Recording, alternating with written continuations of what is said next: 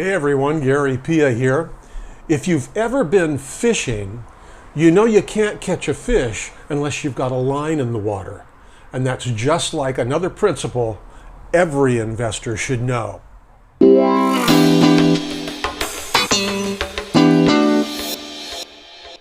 If you're a fisherman, you know that there are going to be days when the fish just aren't biting.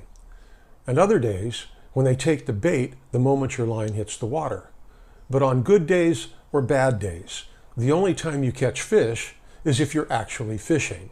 This lesson is lost on the investors who try to pick and choose when to invest and when not to.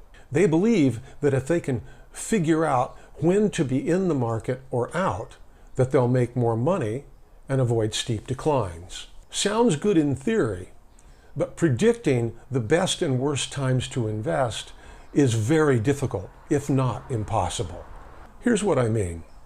Consider that the third best one-day return in the stock market in the last 3 decades occurred just 2 days after the worst single-day decline.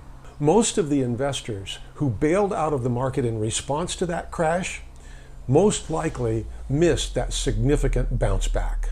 Over the last 20 years, if you had invested $100,000 in the S&P 500 and missed just the 10 best days, your portfolio would have grown to $200,030.